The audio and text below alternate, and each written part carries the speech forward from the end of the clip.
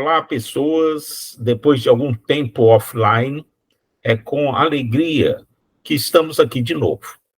A nossa escutativa vem até vocês hoje para perguntar: o que é ser um herói? Se pedirmos a ajuda dos universitários ou a inteligência artificial, ela nos dirá: herói é o termo atribuído ao ser humano que executa ações excepcionais com coragem e bravura, com o intuito de solucionar situações críticas, tendo como base os princípios morais e éticos. E então, uma vez definido o que é ser um herói, eu te pergunto: você é um herói? Você é um herói? E aí, me responda, em algum momento da sua vida você foi um herói? Não? Pois eu tenho certeza que sim. Em algum momento de nossas vidas, seja pessoal ou profissional, nós realizamos verdadeiros atos heróicos. Todos somos heróis e a maioria das vezes não somos reconhecidos como tal. Muitas vezes nem nossa família, nem mesmo nossos amigos, nem nós próprios nos apercebemos da dimensão de nossos atos e das nossas realizações. Uma ação, um comportamento, uma atitude ou uma simples palavra por nós proferida para alguém, às vezes é capaz de salvar uma vida, uma família, ou mesmo definir ou mudar um destino. Como disse, às vezes não precisa nem ser uma grande ação, mas basta uma palavra, uma recomendação, basta uma sugestão para mudar o destino de uma pessoa ou de uma família. A maioria das vezes, nem mesmo nós próprios não nos apercebemos o quanto fomos importantes, verdadeiros heróis na vida de alguma pessoa. Então, é com essa perspectiva que nossa escutativa gostaria de trazer e revelar histórias de heróis anônimos, nossos heróis invisíveis. Hoje, vamos trazer a história de um amigo de infância, Divino Moreira, controlador de voo, que vai nos contar momentos de sua vida pessoal e profissional que, no nosso sentir, o torna um desses heróis invisíveis. Para isso, eu vou contar com a ajuda, aqui nesse nosso bate-papo, do meu irmão Winston Meireles, que é oficial da Aeronáutica da Reserva, que por um período na vida foi aviador e conhece da importância dos controladores de voo. Meu nome é Walter Meireles, sou engenheiro, sou mentor, holossistêmico, integrativo, sou engenheiro de segurança do trabalho, especialista em gestão de organizações sociais e especialista em gestão de equipes. Então, vamos lá. Meu querido amigo Divino Moreira, morador da cidade de Anápolis, em Goiás, profissão controlador de voo, nosso convidado de hoje.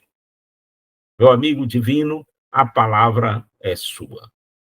Ok, muito boa tarde. Sempre é um prazer falar com esses irmãos Meireles, ainda mais com esse assunto tão, assim, intrigante não, muito importante para mim, que faz parte da minha carreira. Você até fez um preâmbulo antes do início da gravação, que você colocaria uma pessoa importante, o seu Portela. Aí eu até estava aguardando esse gancho para começar a falar sobre a minha apresentação. Mas aí você quer que eu faça a minha apresentação, quer dizer o seguinte, que toda essa minha história na FAB, ela deve ter sido pontuado. Pontuado não, o início dela começou, eu acredito, tenha sido por volta de 67, 68, do ano 1968, quando a família mudou-se para a minha cidade, Três Lagoas, uma família do militar da FAB. Ele foi lá para o destacamento de Urubupungá, o controle de Pungá. Eu chamava ele de seu Walter Meirelles, mas ele era o sargento Meirelles. Então, foi através do conhecimento dessa família, onde eu travei conhecimento inicialmente com o Valtim, né? No ginásio, onde nós nos encontramos na quinta série do Colégio Estadual do 2 de Julho, e através dele passei a frequentar a sua casa e conheci o seu Walter, o sargento Meirelles, não sei o nome de guerra dele da época, se era Portela ou Meirelles. Você lembra, Walter Winston? Era Meirelles. Meirelles. Aí conheci através desse contato, desse convívio, que eu não tinha nada de militarismo, não conhecia nada a respeito de Força Aérea, e nada disso aí. Aí ele que me motivou. E aí hoje o nosso assunto da nossa live é Herói Invisível, então eu quero prestar um tributo a ele, porque ele era radiotelegrafista, mas ele exercia a função de controlador de voo.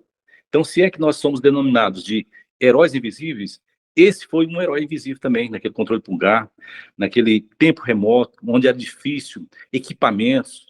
Então, eu acho que ele passou por muitas dificuldades para controlar e dar informações de tráfego aéreo àquelas aeronaves que ali chegavam, no controle pulgar, na época da construção da barragem de Jupiá, Ilha Solteira. Então, tinha muito tráfego aéreo que chegava-se até aquele controle pulgar. E o seu Walter Meirelles, meu querido, saudoso Walter Meirelles, com quem eu tive o prazer e a honra, né, de conhecer a FAB através dele.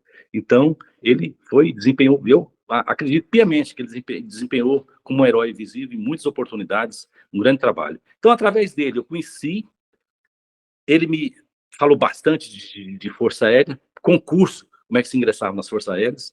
E aí tem um outro detalhe. O filho dele mais velho passou em um ano. Aí aquilo me abriu os horizontes e me encheu de entusiasmo, né? Que é o Winston. O Winston passou, não sei que ano, foi 70 ou Winston, ou 71 que você passou para a Epicar? 71. 71, esse passou, aquilo me deu um gás. Poxa, o Winston passou, então vou estudar. Estudava em casa, não tinha material, ia adquirindo alguns materiais assim, aos poucos. Até o Pantaleão, que foi muito amigo do pai de vocês, ele me emprestou algumas apostilas, nas quais eu estudei bastante sozinho, para poder fazer o concurso. Então, foi lá através daquela época que eu fiz o concurso, ingressei na FAB, e aí tudo começou. Mas eu sou uma pessoa que, eu tendo oportunidade, eu gosto de falar assim, gratidão. Então, eu sou muito grato a Deus primeiro, né? E segundo lugar, ao seu Walter Meirelles, pelo meu ingresso na FAB. E se eu fosse começar tudo de novo hoje, eu começaria pelo mesmo caminho, que eu me sinto um homem feliz, realizado. E se eu sou um herói invisível, não sei se isso vale esse termo, né? Mas eu desempenhei a minha função como controlador de voo por 40 anos, com aquela vontade, aquele entusiasmo, porque o Winston também, que é da FAB, sabe que a gente, quando começa a mexer com a aviação, e da minha parte, que é controle de tráfego aéreo, parece que é um negócio que ele... Tem um pessoal que fala assim, parece uma cachaça viciante. Não é bem assim, não. Mas a gente fica apaixonado por aquilo que faz. Então, o aviador é apaixonado pelo que faz e o controlador de voo é apaixonado pelo que faz. Tanto só para ilustrar também um pouquinho do heróizinho invisível de vocês, tem muita gente que pensa que o controlador de voo é aquele senhorzinho que fica lá no pátio com aquelas lanterninhas com a ponta, acho que laranjada, e chamando a aeronave. Então, tem muita gente que pensa que é aquele herói, né? É um herói também, que é um trabalhador que merece respeito como qualquer um outro. Mas nós, controladores de voo, a gente fala que é invisível, que a gente trabalha numa sala fechada, apenas com o microfone na mão. Aí, com o passar do tempo, isso quando eu comecei, era só com o microfone. Aí, com o passar do tempo, foi surgindo computadores, foi surgindo tela de radar, e aí foi sofisticando todo o sistema, ok? Então, eu ingressei na FAB em 73, vim para Anápolis em 75, aqui cheguei, e comecei toda a minha carreira. Então, depois eu posso pormenorizar ou esmiuçar um pouco mais o que eu fiz durante esse meu período de trabalho. Então, tem algumas historinhas interessantes, algumas pitorescas, até eu já tinha adiantado por Valtinha há poucos dias, mas é mais ou menos por aí. Tá ok? Tá bom, Divino. Aí vai perguntando aí que vai me incitar a responder umas coisas. Tranquilo. A gente vai conversando. É bom, e é muito importante essa troca, né? Até para que a coisa fique bastante dinâmica, e é esse nosso desejo. Mas, assim, você trouxe aí a história do nosso pai, o papel que ele teve, né? Não só na sua vida, mas na vida de várias... E outro detalhe, só te interrompendo um pouquinho, Valtinho, só te interrompendo. Na época, lá na escola especialista, quando a gente vai escolher a especialidade, a gente tem que escolher 5 especialidades. Pá, pá, pá, pá. Aí, a primeira especialidade que eu escolhi, adivinha qual foi? Radiotelegrafista, em função do seu Paulo. Foi. Que legal. Controlador de voo mesmo, acho que eu escolhi na terceira opção. Aí eles me deram, que fizeram aqueles testes e tal, aí me deram o controlador de voo. Mas eu pedi, em homenagem ao seu Walter, pedi, em primeiro lugar, qual especialidade você quer? Radiotelegrafista. Que bom, né? Exato. E você teve a sorte de ser escolhido para controlador de voo, já que, né, se a gente imaginar a tecnologia desenvolvendo, né, o radiotelegrafista deve ter caído de moda muito mais tempo, né, em função da tecnologia da comunicação que mudou ao longo do tempo. Foi informatizando, porque lá no início também o telegrafista é só apenas aquele código Morse, né? Isso. A gente chamava de pirirá. Era por aí, mais ou menos. Era isso mesmo. Mas, então, eu tive a oportunidade, para quem nos está assistindo agora, de, na semana passada, visitar o Divino, né, que dentro da Força Aérea ele é conhecido como Moreira, né, mas aqui entre nós é conhecido como Divino. Eu visitei ele lá em Anápolis, onde ele reside, e tive a oportunidade de ver o entusiasmo dele com que ele nos apresenta, né, aqueles aviões, né, antigos, né, como o Mirage, né, como o Chavante, né, que são distribuídos ao longo das praças lá da cidade, mas que é uma grande homenagem a esse momento histórico, né, e é sobre esse momento histórico que me motivou, né, convidar o Divino para nos contar um pouquinho dessas histórias, né, porque, como eu disse, os novos controladores de voo, né, não têm essa vivência, não têm a experiência que o Divino tem a nos apresentar e que, sem dúvida alguma, é revolucionário. É revolucionário, assim como história, é revolucionário como perspectiva ou percepção do que é o papel do controlador de voo no passado e no nosso dia a dia. Então, Divino, se você puder contar alguns fatos pitorescos, alguns momentos, né, como você me falou naquela minha visita que eu fiz a você aí, né? Fique à vontade, nos conte tudo. Tá, ok, eu vou tentar relembrar, né? Então a gente não preparei, não coloquei num esboço, mas a gente vai tentar externar para vocês, aqui para o nosso público, né, que está nos assistindo, o que é, como eu cheguei aqui em Anápolis. Como eu já falei, cheguei aqui em 75, agosto de 75, a gente chega da escola, cruzinho, tinha apenas 20 anos de idade, aí a gente começa aquela formação, o Winston conhece, sabe o que é, dentro das forças, né, o que é a formação de um determinado especialista ou dentro de um determinado profissional em alguma área. Ele vai se aperfeiçoando. Então, como eu cheguei em Anápolis, a minha turma de controlador de voo, nós fomos em 40 controladores formados em julho de 75. 29 ficaram em Brasília, porque naquela época estava iniciando o Sindacta 1, que era o controle de defesa aérea e controle de tráfego aéreo, assim, tudo conjuntamente. Isso foi uma ideia lançada aqui no Brasil, que vingou, né, deu certo, controle e defesa aérea junto. É o Sindacta, né? Centro de Defesa e Controle de Tráfego Aéreo. E nós, eu e mais 10, viemos para Anápolis. E aqui nós começamos a nossa formação. Anápolis era uma base aérea nova, onde eles tinham adquirido os Mirage, então veio toda a infraestrutura para poder atender aeronaves caça.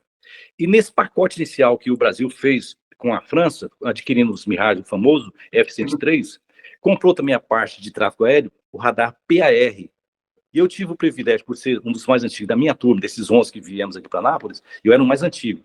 Então, eu podia escolher o que eu queria. E eu logo peguei esse radar francês, que era o PAR, é o Precision Approach Radar, o radar de aproximação de precisão. Ali eu me aperfeiçoei, me tornei o quinto operador de PAR, a gente chama, cada localidade tem um nome. Anápolis, no caso, o controlador de precisão chama-se Pagé. Aí lá no sul é Taura, aí lá em Santa Maria é Xiru, e por aí vai.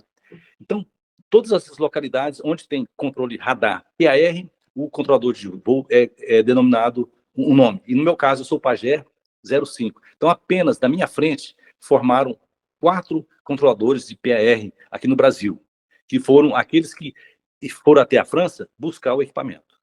Aí me aperfeiçoei e tal. Inicialmente, eu fiquei só no controle radar, não fiquei na torre, não.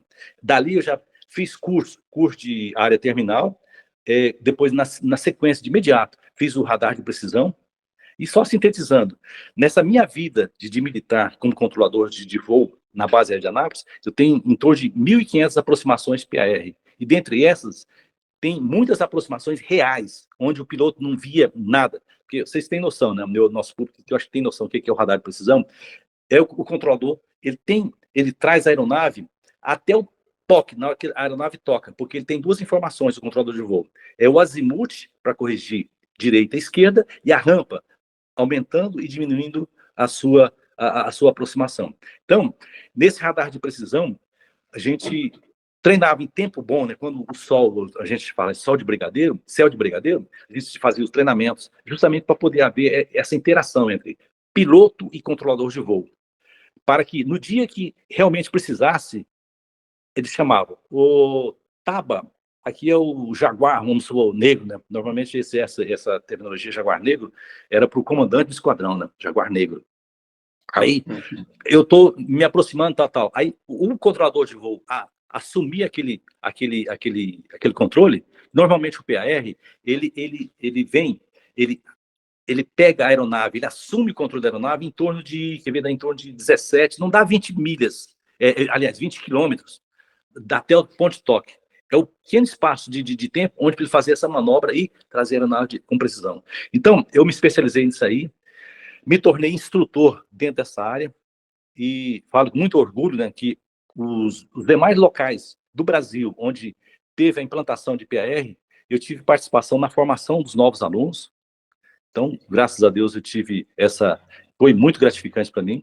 A gente ia para essas localidades onde estava implantando o novo equipamento PAR, e lá a gente passava um tempo instruindo os novos controladores. Então, para mim, foi uma experiência fantástica.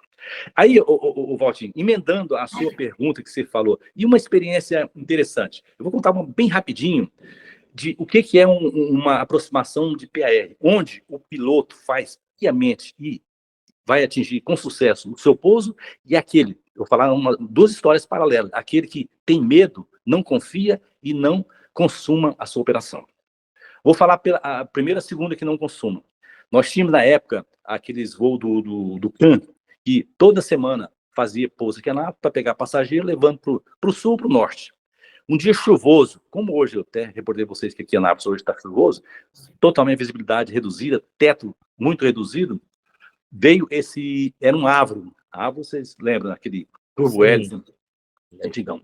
Só para resumir a história, essa aeronave, ela tentou 16 aproximações, mas o que acontece? O piloto, ele não se entregava ao controle, ele não deixava ser conduzido. Na hora que a gente mandava assim, aumenta a razão de descida, e ele sabia que já estava muito próximo da cabeceira da pista, em torno assim, de 3 milhas, ou 12,5, estava se aproximando da cabeceira da pista, ele pensava segurar o avião, ele não obedecia. Aí o que acontecia? Ele começava a segurar, porque ele fala, se eu baixar muito, eu vou encontrar o chão. E ele não estava vendo? O que ele fazia? Ele segurava o avião e arremetia. Tentou 16 aproximações. Poxa. Não conseguiu pousar. Goiânia tinha melhores condições no momento, ele seguiu para Goiânia, aí tivemos que colocar, nós não, né? A parte administrativa, colocar os passageiros dentro de um ônibus e levar lá em Goiânia para poder embarcar. Essa é uma história do que aquele piloto que não confia nesse sistema de PAR. Agora eu vou contar outra história, essa é brilhante. VASP, eu não me lembro a matrícula, porque isso já faz muitos anos. Eu não guardei nem pesquisei. Só eu digo o seguinte, não, vou dizer depois o que é o seguinte, né? Esse VASP, ele não sei o itinerário dele, ele tentou, acho que vinha de Porto Alegre, veio aqui para Brasília, não encontrou condições de pouso, arremeteu, foi para Belo Horizonte, chegou lá, idem, o tempo estava aquele geralzão. Quando o Brasil dá aquela craca, não teve condição. Então, veio de Porto Alegre, Brasília até Belo Horizonte para tentar pousar, não conseguiu. Aí falou, então vamos tentar Brasília, que tem mais recursos. ILS, que negócio todo. Voltou para Brasília. Mas nesse ínter, olha só, Brasília, Belo Horizonte retornando. O combustível foi, acabando. Aí que alguém falou para ele, por que não vamos tentar uma aproximação PAR lá em Anápolis? O piloto nunca havia feito uma aproximação de precisão em sua vida. Aí trouxe essa aeronave, foi se aproximando e aí tem que colocar alinhada com a pista para passar para a gente o controlador de precisão, né? Aí, mas nesse intervalo, e quando ele foi se aproximando, foi orientando, olha, você tem que seguir piamente todas as instruções do controlador de voo. Se ele mandar aumentar a razão de descida, aumenta, diminui, diminua. Direita, vai 1 grau, 2 graus, vai fazendo que você vai ter sucesso. Mas ele era pousar ou pousar. Por quê?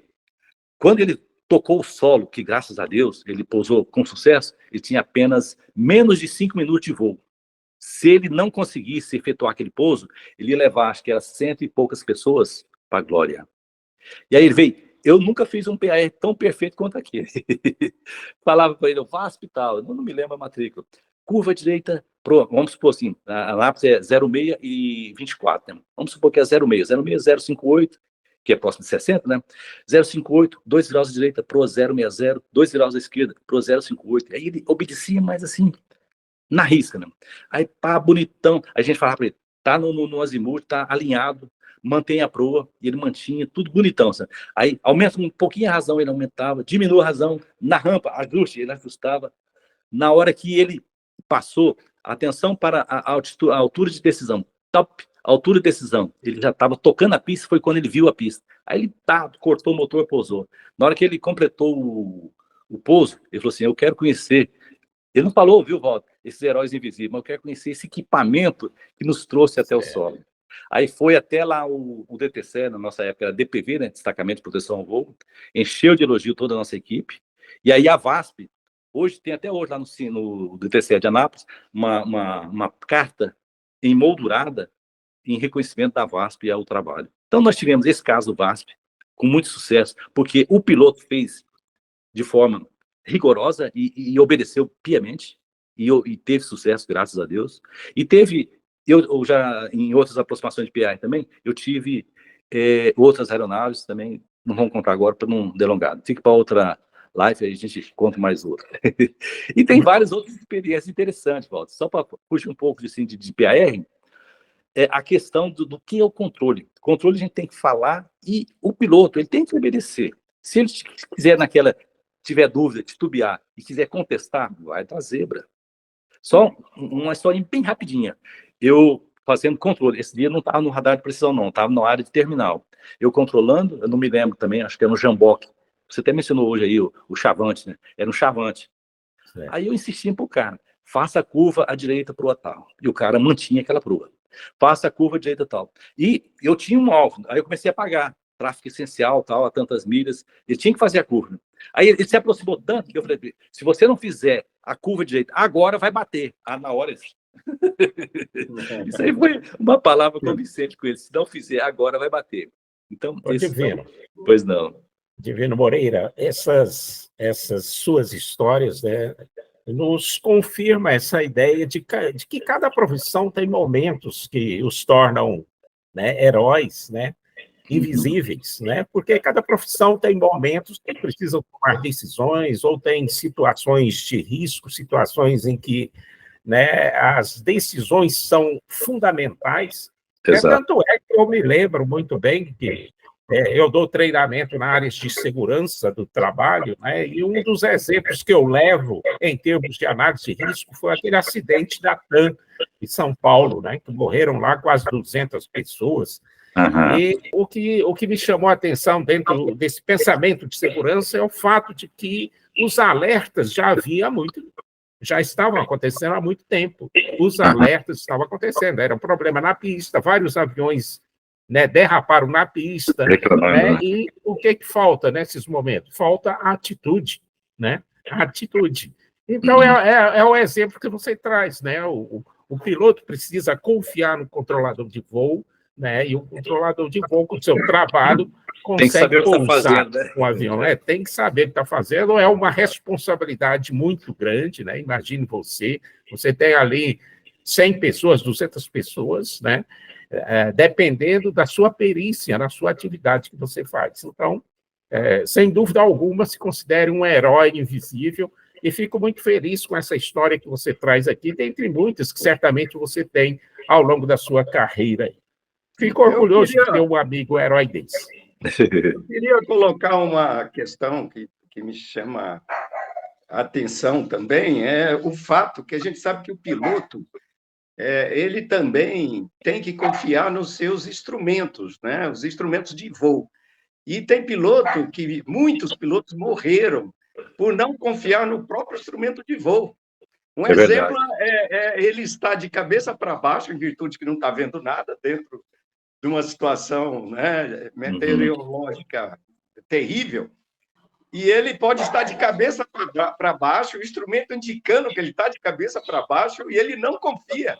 Ele quer confiar nele mesmo, né, como piloto, vamos dizer assim. É o ser Então, humano, eu é fico isso. imaginando, se o piloto não confia no instrumento, é claro que ele tem que confiar muito mais no ser humano que está do outro lado, falando dos instrumentos e dando as indicações. Uhum. Facilita o piloto muito, né? Não tenho Mas dúvida. existe essa questão, é a confiança do piloto no momento do pouso, né? Que ele deve Ah, ter, tá. não só nos seus equipamentos, mas também e principalmente no controlador de voo, no que ele está dizendo e fazendo. Exatamente. Então, você falou a pura verdade, que essa questão de desorientação espacial, ela existe, e o ser humano, ele é muito renitente, ele é muito daquela, não, eu confio em mim. Aí, não, Isso. esse equipamento não está funcionando. Aí ele vê lá o horizonte artificial, está todo invertido, fala, não, não, mas eu não estou invertido, não. Isso é fruto da minha imaginação. É onde dá o rolo, Agora, né? uma pergunta: esses Pois não. pilotos que têm receio e tudo, eles passaram por alguma instrução sobre situações semelhantes antes dela acontecer, não é? Só que Exato. eles nunca, provavelmente, passaram por situações reais, né? Uhum. Acontece que eles, quando fazem o treinamento, eles fecham a cabine completamente a ponto de fazer um pouso cego mesmo, né? Depois, Sem ver exato. nada. Como é que um piloto, depois de passar por um procedimento desse, ainda passa por uma situação de desconfiança daquilo que está fazendo? Ah, Você eu pode acho que explicar isso? é difícil de explicar, mas eu acho que é aquela questão da exigência do momento, né? Eu dei o exemplo do VASP, que tinha apenas 5 minutos de voo, era pousar ou pousar. Esse outro exemplo que eu dei que teve insucesso na aproximação de precisão, é porque ele tinha combustível, ele sabia que ele ia arremeter mais uma vez, e aí teve até tempo de chegar até Goiânia para poder pousar. Porque agora, se tivesse realmente precisando, aí o cara tem que fazer. É a questão da necessidade, né?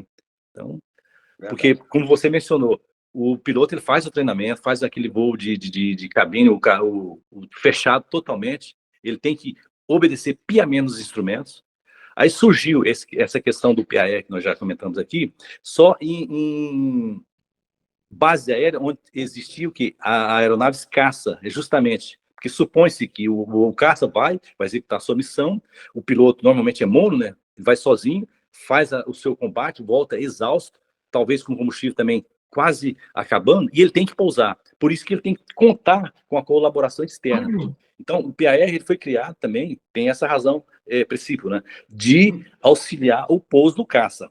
Aí já essas outras aeronaves que não se enquadram como caça, aí dá uma segunda alternativa para o piloto pensar, não, eu posso tentar de uma forma diferente. Vamos insistir um pouco mais. Eu estou baixando muito, mas eu estou achando que está meio perigoso. Não vou confiar nesse controlador de voo, não. Eu vou dar uma seguradinha. Aí é onde que, se gerou dúvida, o negócio não vai dar certo.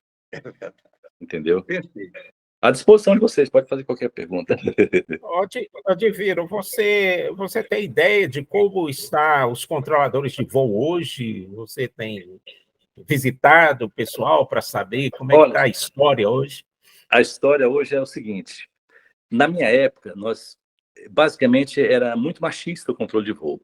Hoje, como em qualquer segmento da sociedade, a mulher entrou nesse nicho também. Sim. E aí eu sempre comento, a mulher, vocês sabem, né? Vocês são dois senhores, né?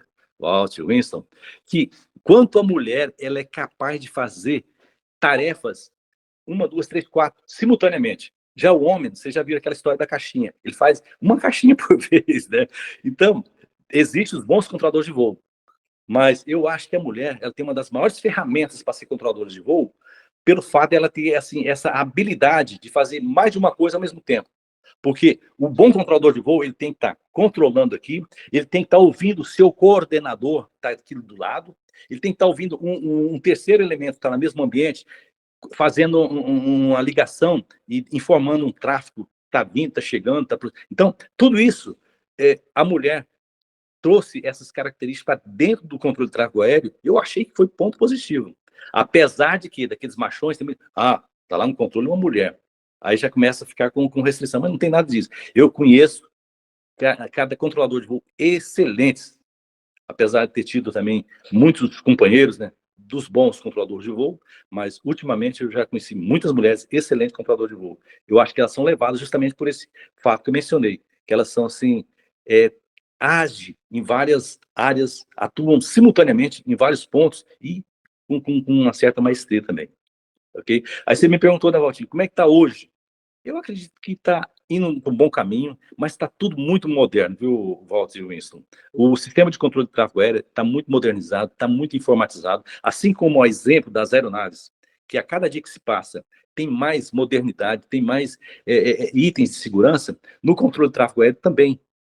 Porque no passado, a aeronave pousava, aí tinha que ser orientada pelo controlador, controle de solo, né? Abandone a pista na interseção alfa ou na Bravo, tal. Hoje, o piloto, ele já recebe um input, ele insere no seu computador, ao pousar, ele dá um clique, logicamente no automático, a aeronave já faz o taxiamento até a parada total, tudo por programas de informatizado. Então, hoje está muito evoluída. Eu sempre até digo, né, nós estamos vivendo uma época riquíssima em termos de modernidade e tranquilidade. Difícil foi aqueles que desbravaram lá no passado, que era facão e faca mesmo, né? Tem que ter muita garra. Aí hoje não, hoje está muito tranquilo de fazer. Duas perguntas aí, duas perguntas. Uma delas é com relação, eu não sei se você sabe, se Pois estão não. dando prioridade, então, às mulheres na contratação de controladores de voo em virtude dessa facilidade diferenciada que tem para o homem. Você sabe dizer se eles estão priorizando as Não, mulheres? não, eu não sei te dizer Não. isso. Se por exemplo, no ingresso, quando abre esse concurso, se eles definem a quantidade de vagas, né, para homem ou para mulher, mas eu sei que elas foram muito bem-vindas. Eu gostei demais. Assim como existem maus profissionais, existem as mulheres ruinzinhas de mas existem também as excepcionais. É que elas têm uma voz gostosa, quem está controlando, tenso o seu voo, quando ouve aquela voz melodiosa em seu ouvido, é outra coisa. E ainda bem... Como todo bom ainda homem bem, é sempre ela... encantado pelas mulheres, né? Pela voz das mulheres. Ainda mais se ela, lógico, é uma voz que ela favorece, né, a nossa audição, principalmente lá do comandante, né, do piloto, né? E ainda mais sabendo que ela está fazendo um negócio com convicção, sabendo o que está dizendo. Então, isso é muito bom. Mas eu não sei te dizer, viu, Winston, se existe assim, uma cota específica, né, para privilegiar, né, uma ou outra, a questão do homem ou da mulher. Outra coisa, você sabe dizer se os aviões hoje, em virtude da tecnologia, né, inovadora que se tem, eles estão conseguindo pousar sem o controlador de voo em situações de emergência? Tem. Hoje em dia, até o voo transcontinental, ele já faz também por inserção de dados, tudo assim da era informática, né? Você vai inserir os dados e já vem tudo bonitinho. Essa sua pergunta, fazer o pouso sem um controlador de voo. Se houver uma programação, porque hoje tudo é questão como é que se diz? Tudo por satélite, a navegação por satélites, acabou, porque lá no passado, na época do seu Walter Portela, tinha apenas um NDB, no máximo um VOR lá no controle Pungar. Hoje, tem muitas facilidades. Então, é tudo informatizado. O piloto faz uma programação onde ele insere todos os dados. Vamos supor, ele entrou numa situação de emergência, onde todo o controle, o aparato de controle, fala assim, não, nós temos que dar prioridade para essa aeronave. Ela entrou em emergência, ela inseriu todos os dados. Vamos supor, vai pousar em Goiânia, ou Anápolis ou Brasília, inseriu todos os dados que vai pousar, vamos supor, na pista... Brasília era 9, agora acho que já é pista 10, ou o contrário. Lá em Brasília, ele vem, insere esses dados, a aeronave faz tudo certinho, chega no ponto certo, ela inicia a descida, no ponto apropriado, inicia a redução de velocidade, ela vai interceptar o azimuth daquela pista, que é a 10, ou se não a 28, do lado oposto, vem, faz a interceptação daquele azimuth, completa todinho o pouso, sem receber uma informação sequer. Porque a aeronave, ela recebe tudo o input através dos seus computadores.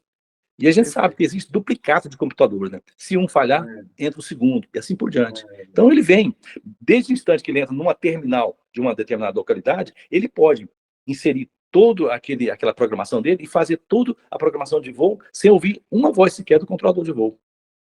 Porque, normalmente, o controle vai falando assim, siga para tal posição, para poder atingir nível tal, para a partir daquela posição iniciar a descida, mas se já existir tudo programado, hoje tem as tal de stars, que é a circulação, né, para as terminais de cada localidade, ele vai já pré-seleciona qual que é, ele vai fazer, ele já seleciona, vai entrar em tal ponto.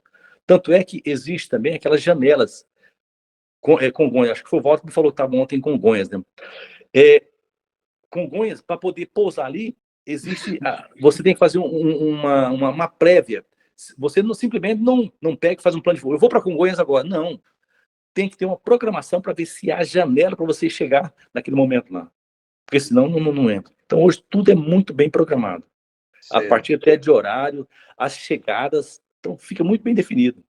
É bonito, viu? Quando você está, por exemplo, diante de uma tela radar e vê aquela sequência de pouso, por exemplo, para Congonhas ou para Guarulhos, você vê assim 7, 8, 12 aeronaves alinhadas.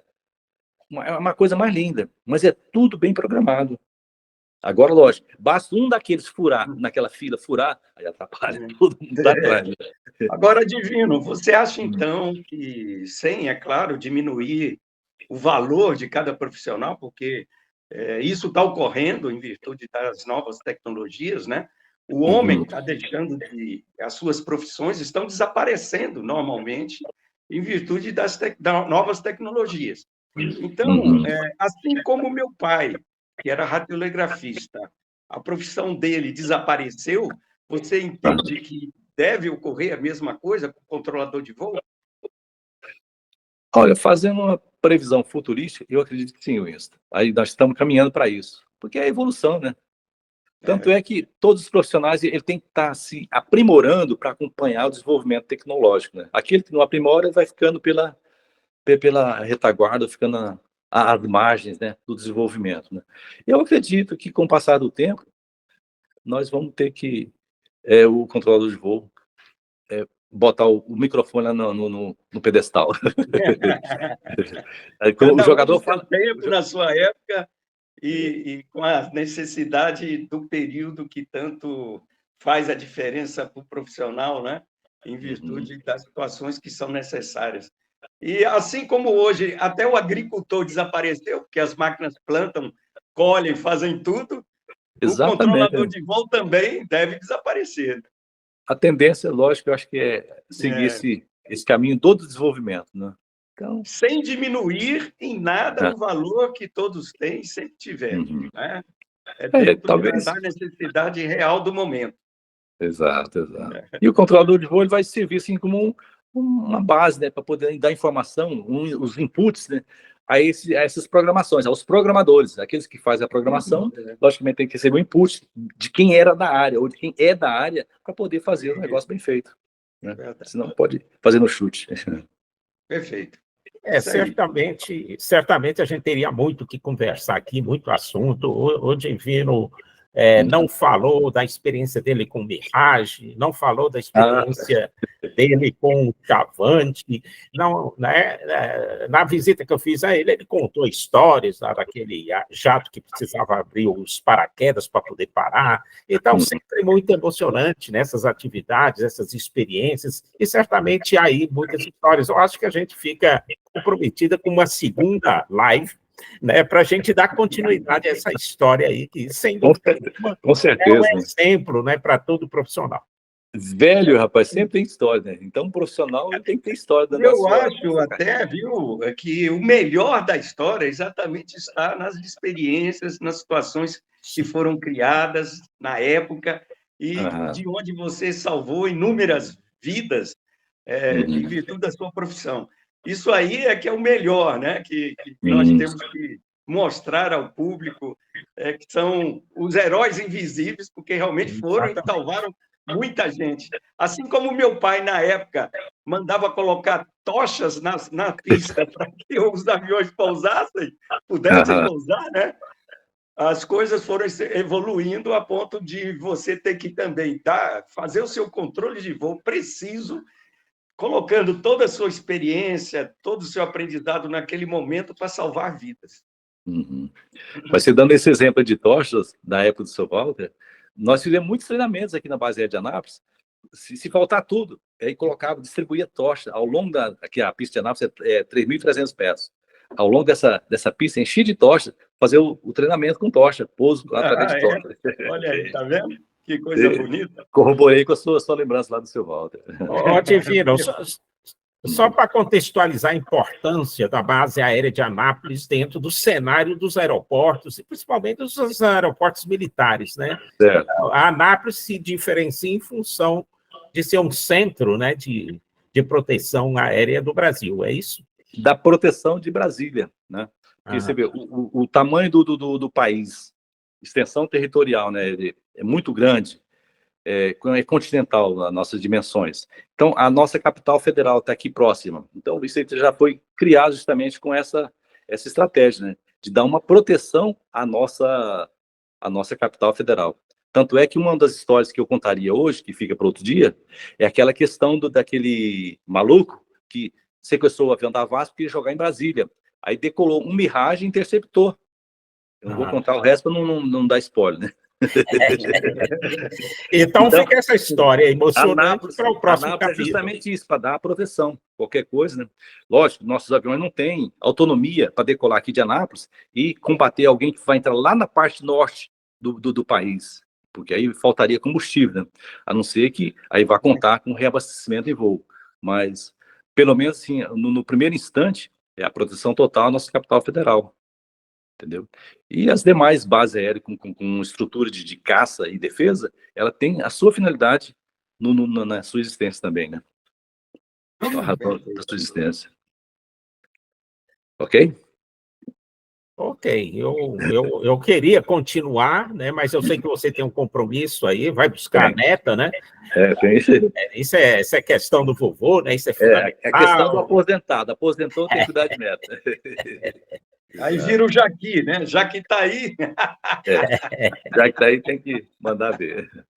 Tá bom, Divino, eu agradeço, então, a sua colaboração, sua presença para mim, com muita alegria que isso acontece, né? E passo a palavra, as palavras finais que você tem a falar, se o Winston não tiver nenhuma pergunta final ainda a fazer.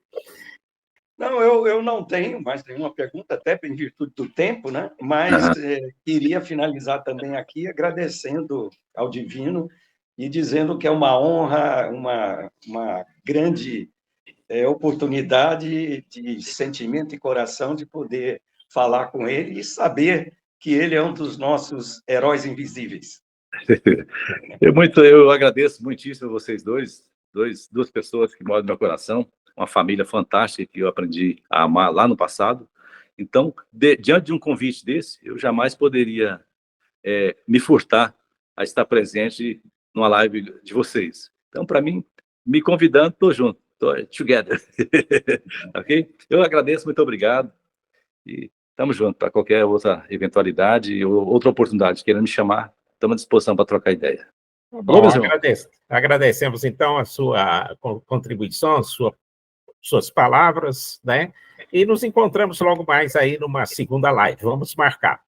Se Deus quiser. Grande abraço. Forte muito abraço. Um obrigado. abraço a todos. Fique com Deus. Até mais. Olá, pessoal. Estou aqui em Anápolis visitando o meu amigo de infância, Divino Moreira, que mora aqui em Anápolis também há 40 anos. Da mesma forma que eu morei em Recife, moro em Recife há mais de 50, ele também está na base dos 50 aqui em Anápolis, né?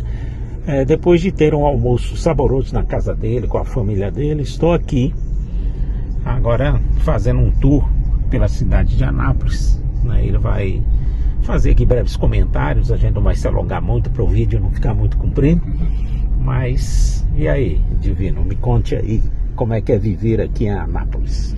Primeiro é um prazer, viu, Walter, estar recebendo você aqui na nossa cidade, principalmente na minha casa, muito prazer, isso é gratificante. Outra coisa, tá? Eu cheguei aqui em Anápolis em 75, já tenho aqui 49 anos que moro aqui, era uma cidade bem de fazenda, hoje Você tá fazendo vídeo, né? Tô. Dá para ver os predinhos, então a cidade Vídeo, cresceu um pouquinho. O que impulsionou primeiro a Anápolis foi a vinda da base aérea para cá, deu o primeiro impulso, ela começou a desenvolver. Aí depois, com a criação do Distrito Agroindustrial de Anápolis, vieram várias fábricas, polo industrial. Então, esse foi outro fator que contribuiu para o desenvolvimento de Anápolis. Então a Anápolis tem desenvolvido muito bem e ultimamente está num bom caminho. É uma cidadezinha que eu gosto, já sou mato-grossense, mas eu gosto demais daqui porque virei goiano. E só para fechar essa minha fala, um prazer receber o Walter aqui em casa. Falou? Um abraço. Ok, Divino, então Divino Moreira, eu costumo chamar ele de Divino, mas as pessoas o conhecem aqui como Moreira, né? Foi um grande controlador de voo aqui na base aérea, a principal base aérea do Brasil, né? Responsável pela segurança nacional. Grandes caças, os melhores caças do Brasil estão sediados aqui na base aérea de Anápolis, né? Para mim é uma alegria estar podendo estar aqui nesse momento, né? Revivendo um pouquinho dessa nossa história juntos, né? Muitos anos separados, mas quem sabe agora, na nossa maturidade, a gente vai ter a oportunidade de estar estreitando os relacionamentos e estar, quem sabe, passeando juntos aí por esse Brasil grande. Se Deus quiser. Grande abraço, muito obrigado, agradeço ao Divino aí pela recepção maravilhosa, a esposa dele, os filhos e netos. Um grande abraço. Sempre à disposição.